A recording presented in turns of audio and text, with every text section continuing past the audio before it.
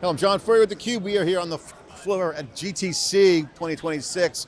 CUBE's been here all week, on the ground, the full team.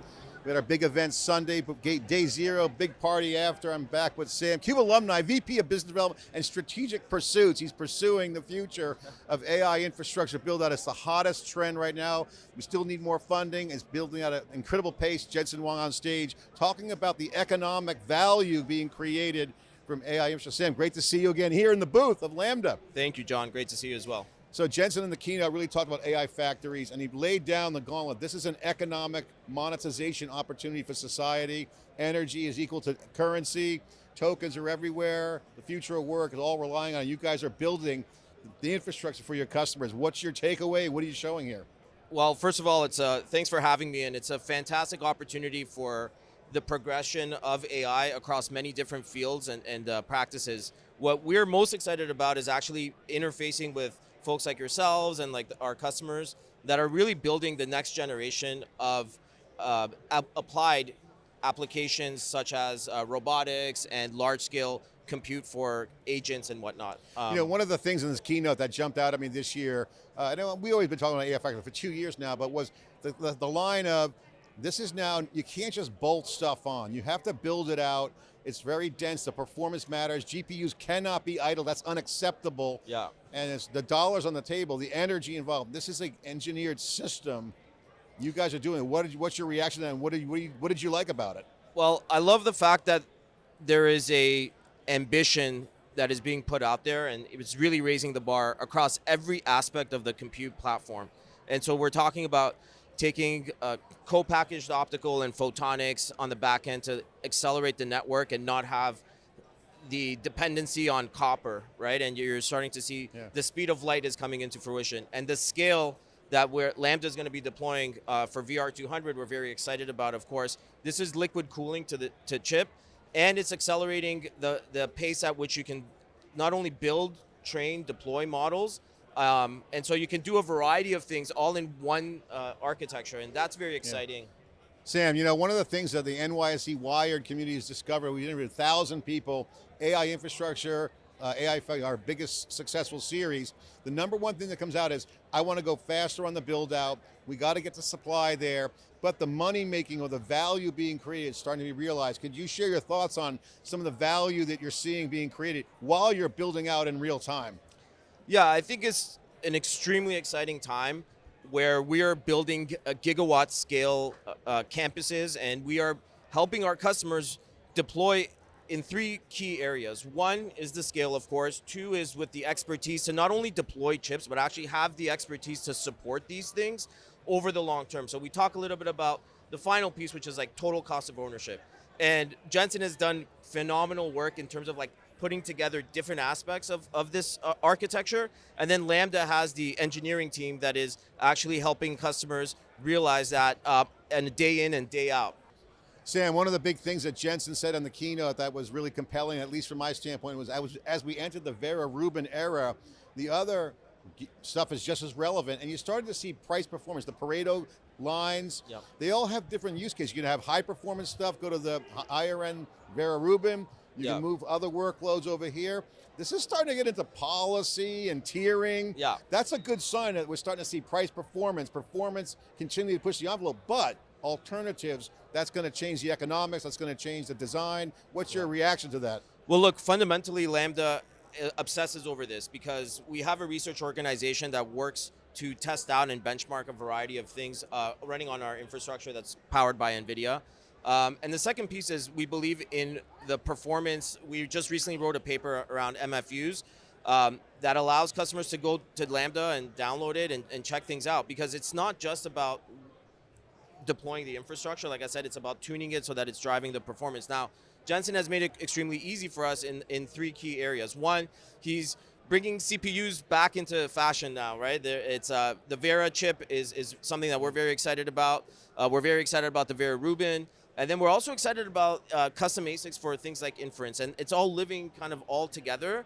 And it's driving that performance around the use cases that you can drive on it. Yeah, you guys are doing a great job performance. One of the things you're showing in the booth here, besides all the cool technology, is that you have a slogan called Reserve Your AI Factory. You got regions, data center regions all around North America. What does that mean? What does that mean for customers? Take us through that value proposition and how do people engage? How does someone reserve their AI factory?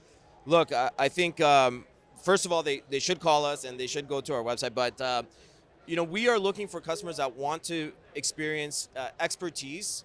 Lambda has been in existence for a very long time, and it was started by researchers and academics and folks that are really obsessing over scale, but also the nature of the work that exists on top of that infrastructure. So if you're looking back here, it's like you see all of the networking that goes into it, all of the design, and really we're building something for the long term. And so when customers work with us, they know that they're going to get the expertise, the support, and the lowest cost at scale. All right, I got to ask you, since this is one of the busiest shows of the year, it's kind of a bellwether for the industry. You got supercomputing and open compute, other good shows, all kind of come together. But there's tons of conversations. I've been walking around in the different lobbies, doing the LobbyCon.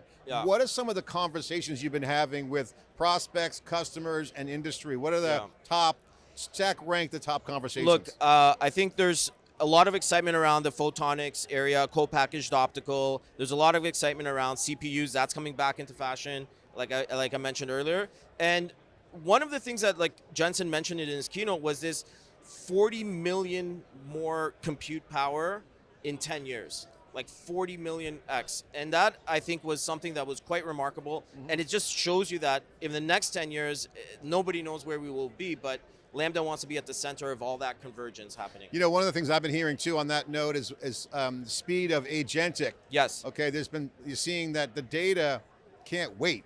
Yeah. Speed into the systems are critical. That was one of those key points on stage. Humans can wait a second. AI can't wait. AI needs the data super fast. That's going to power the Agentic era. What's your thoughts on that? Look, I think the convergence of this technology, software, and the workforce is all happening in real time, and we're very excited about it, and we think these investments will pay off over the long term for organizations that really lean in. We focus on deploying the best infrastructure and supporting that infrastructure and aiding customers through our applied AI teams, our machine learning engineers that are here and speaking with customers live, to get them to accelerate their path to Agentic or a variety of other Well, Sam, great to chat with you. Final question, since you're the Vice President of Business Development and Strategic Pursuits. Yes. What is your latest pursuit? So we continue to work with frontier developers, AI labs, as well as the largest organizations in the world. We have a really exciting announcement that will happen, if not today, tomorrow, depending on when you're watching this. But more to come on that. And we're going to continue to expand the types of engagement. Like, for example, we were one of the first to deploy the co-packaged optical, one of the first to deploy Vera Rubin. So these are major announcements, and we're at the forefront of what NVIDIA is building end to end. The superintelligence mission that you guys have. We talked a year ago about this. On stage today, you're starting to see where the rubber meets the road. Yes. We're 2 years into AI factories. Okay, we were going crazy 2 years ago, like this is going to happen. This is so happening, and the agentic headroom.